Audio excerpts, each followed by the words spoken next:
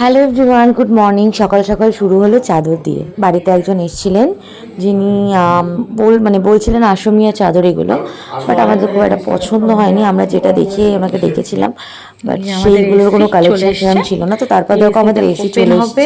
And এই এসিটা তো লাগানো এতক্ষণে হবে, বলা আগের দিনে হয়নি, আমরা খোসলাই গেছিলাম, বাট এসিটা আমরা রায়পুর ইলেকট্রনিক্স থেকে নিয়েছি।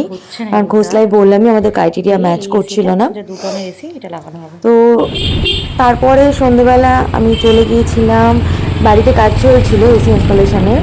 আমাদের পুরনো এসিটা অন্য ঘরে লাগছিল, কারণ নতুন এসিটা পরের দিন ইনস্টলেশনের ব্যাপার ছিল, তাই জন্য আগের দিন পুরনো এসিটা খুলে নেওয়ার খুব দরকার ছিল। তারপরে আমি একটুখানি তার পাকে পার্লারে চলে গেছিলাম, বিকজ আমার চুলের অবস্থা ভীষণ খারাপ ছিল। আমি একটু হেয়ার ট্রিটমেন্ট করাতে চলে গিয়েছিলাম আমাদের ওখানেই একটা কাছে পার্লারে।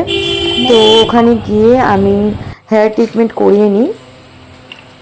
দেন আমি রাত্রে এসে দেখি মা মাংসের প্রিপারেশান করছে, বিকজ তখনও আমার এসি ইনস্টলেশনের কাজটা চলছে, মানে পুরোনো এসিটা আনইনস্টল করে দেন ইনস্টল হচ্ছিলো আবার অন্য রুমে।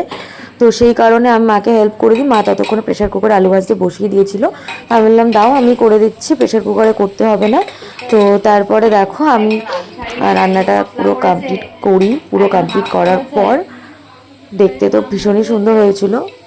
আর আমি না ঠিক করে প্রেশার কুকারে কাজ করতে পারি না, আমার কড়া হলে বেশি সুবিধা হয়, তাই জন্য প্রেশার কুকার থেকে আবার কড়াইয়ে ট্রান্সফার করে নিয়েছিলাম। তো এখানে সবাই হাসাহাসি করছিল যে যেহেতু আমার মাংসে না প্রথম কালারটা একদম আসছিল না। তো তারপর আমি বললাম দাঁড়াও কষা হোক, তারপর অবশ্যই আসবে।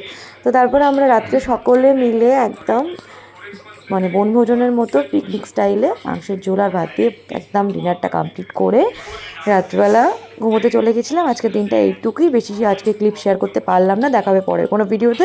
Thank you so much.